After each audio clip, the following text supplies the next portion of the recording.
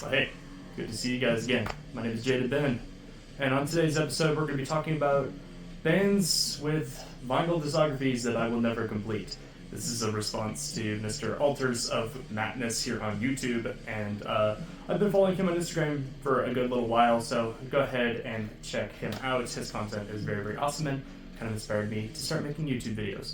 So, we've got a bunch of bands to choose from over here. So we're going to start by what's playing in the background just over there, and that today is going to be the compilation from Come to Grief called Killed by Life.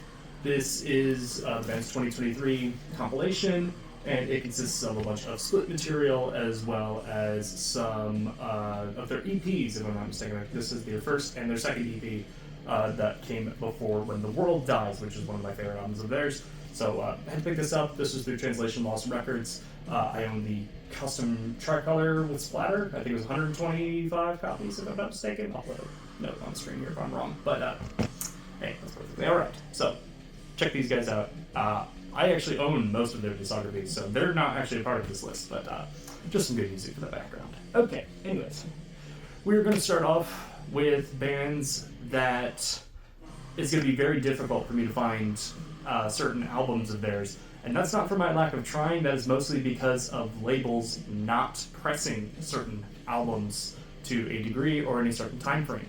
So we are going to start off with probably the most egregious one, and one that I've been looking for a very long time. Obituary. This is their debut album, Slowly We Rot. These guys have put out 10 or 11 albums, and I think I only own 5.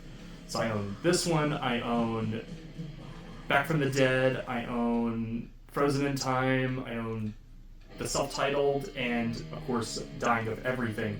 So where this kind of falls into this list is because that sort of mid-2000s, like late 20-aughts to beginning of the 2010s, specifically their albums Darkest Day and Executioner's Return, get to be a little bit difficult to find. There are vinyl pressings that do exist of them, however they are stupid expensive, and that's because of Roadrunner Records. So, hey Roadrunner Records, please stop holding on to your catalog and actually press some stuff. I very much love these guys. I very much love to complete my collection of these at some point. I'm still missing like Cause of Death, but again, I'm kind of picky and I'm not really going out of my way to find it. If I do find a good copy for cheap, then I'm not going to really complain about that, but I just have yet to find a really good priced copy. However, this one is awesome. So, of course, this is actually through Listable Records. So, someone has the rights to these, to press these. So, yeah, kind of strange why labels do that. But, you know, that's perfectly okay. I love Obituary. I absolutely love them. Seen them once. Hope to see them again very, very soon. The next band that kind of falls into that category is also similar. Actually, funny enough, it's the same label that's doing it. This is Dream Theater. So this is their most recent album entitled A View from the Top of the World, which came out in 2022. 2021, 2022. One of the two. Either way, this is their most recent album. They have done 15 studio-length albums, and I only own one on vinyl, and that is this one. This is the 4-string version. I don't think there's a limitation for this one, but I will admit I don't think this is the band's strongest album by a metric landslide. They have much better work. However, hearing tracks like The Alien and of course the 20-minute closer, the title track, is absolutely insane. The reason this band falls onto the list is because, again, of that mid-2000s vibe area of Dream Theater, which actually, funny enough, I actually like the most. So albums like Octavarium, Systematic Chaos, and Black Clouds and Silver Linings are pretty good examples of that. But of course, some of that early material is also very hard to find, so like Falling Into Infinity and Metropolis Part 2. Some of those are out of print, or if they are in print, go for a lot of money. So yeah, hope these guys get some reissues soon. Luckily, this was done on Inside Out Music, so hopefully that might change the catalog of theirs eventually for collectors like myself. But yeah, in the meantime, I love these guys. Seen them a couple of times, so I'm a big fan. I've been listening to them probably the longest out of any of the bands on this list. I've been listening to them since about 2010. I was just a little small metalhead. So, we're going to divert away from metal. Again, this is going to be ones that I just can't really get my hands on. Actually, as a matter of fact, this band, some records do not exist on vinyl. And that is rockabilly group, the Reverend Horton Heat. I've had the pleasure of seeing these guys twice. These guys have 10 studio albums and 2 covers albums. I own both of those covers albums. I am missing, I think, 3 of their albums, and those are mostly from the mid-90s to the early 2000s. That is Lucky 7, Space Heater, and It's Martini Time. Martini Time does have a vinyl press, however, it goes for ridiculous amounts of money, and I have yet to put the money aside to buy one. Every other one of them has recently been repressed by Sub Pop Records. This is their 1994 album entitled Liquor in the Front. If you know what that means. Ha ha ha. Absolutely love these guys. They combine a lot of metal and punk rock into the rockabilly, psychobilly style, and are easily some of the nicest dudes I've ever met. We were vibing out in the front row, and Rev and Jimbo, their vocals and bass player respectively, noticed us in the front row and commented on, hey, we're probably the youngest of the show, and I really got into these guys around the pandemic. So still an ever-evolving search. The next bands are going to be bands that have a bunch of albums, or not very many albums, but I just don't like particular elements of their change in sound. So we're going to start off with Zentrix from the UK. This is their album entitled For Whose Advantage. This came out in 1990 or 1991, and these guys are absolutely incredible. Easily one of the coolest UK thrash bands going right now. This is probably their most famous work. The reason I don't have all of their albums is because of like Scourge and Kin, which are kind of oddball records where they kind of went a little more groove. I'm missing Shattered Existence as well. That did get a repress. I'm going to try to track down a copy eventually. And I did very much enjoy their last 2 albums with their new singer. So it's just kind of a personal taste. I am not a huge fan of that sort of late 90s Zentrix. However, the rest of their albums are absolutely fantastic. So definitely go and check those guys out. The next one is a lot more egregious because once a couple of members had left, I feel like it just became harder for me to get into their stuff, but that did ultimately change a little bit later. That is Sepultura. This is Rise, of course, their absolutely legendary album. This is a 2018 press from Brazil.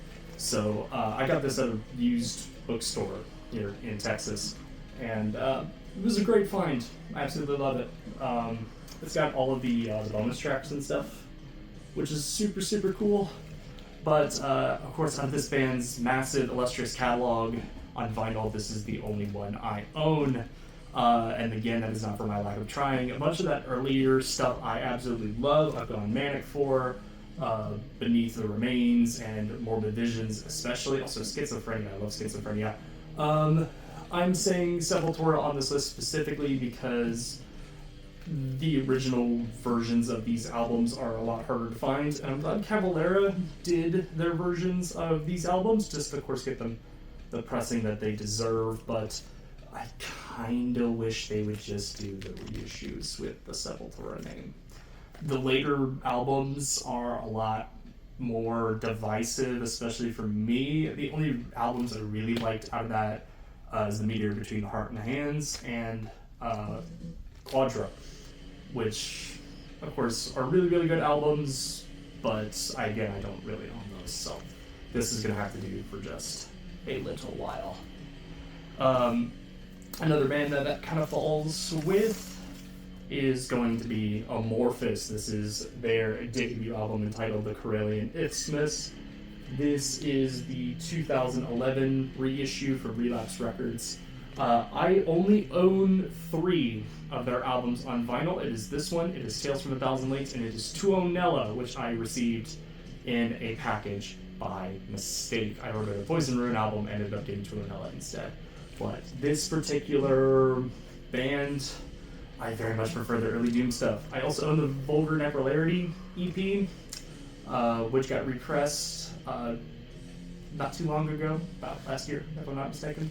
But personally, I really, really dig this era of the band.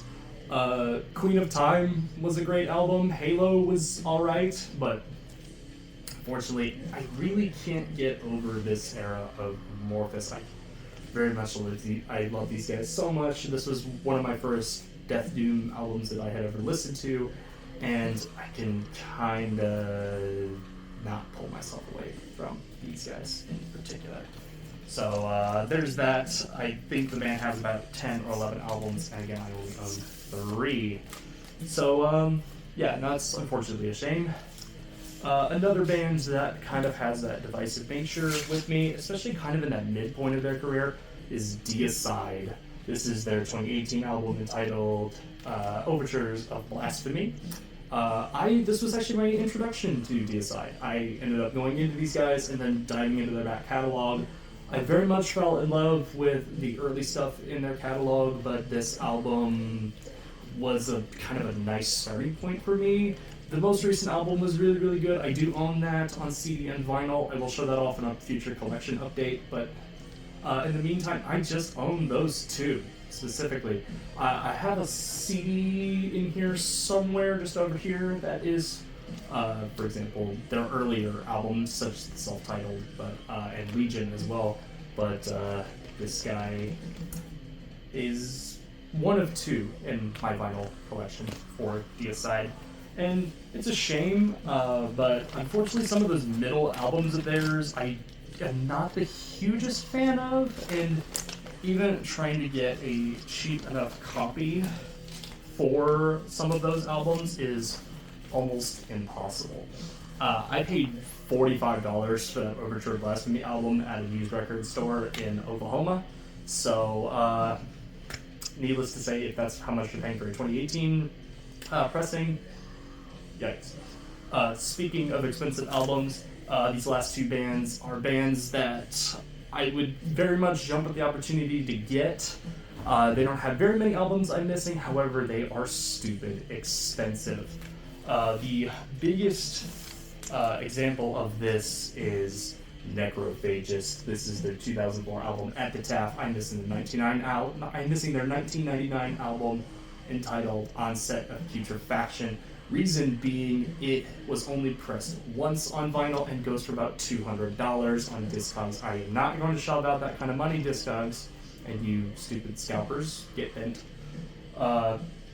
This was repressed by Relapse Records in 2022 or 2023. They've been keeping it in constant pressing over the last couple of years, so very, very much appreciate Relapse Records, but trying to get a copy of Onset of Putrefaction is going to be near impossible. The final band on this list is a band that's been highly influential on my metal journey. They have a bunch of albums. I'm only missing very, very few of them, and that is Meshuggah. This is their 2016 album entitled The Violent Sleep of Reason. I picked this up actually very, very recently at Engineer Records in Austin, Texas, for about $40, if I'm not mistaken, which was actually a fairly good price for it. This falls into the category of there are not very many pressings of certain albums of theirs, and a lot of them are very expensive, so kind of in that last 2 category bit. So, for example, I own pretty much everything from Immutable all the way back until nothing, apart from Catch-33, which is another top favorite of mine. I am missing Destroy, Race, and Prove, and I'm missing Contradictions, Collapse, and the Nun EP. Other than that, everything else I own, except for also their live albums, the Ophidian Trek and Alive, which I do very much enjoy.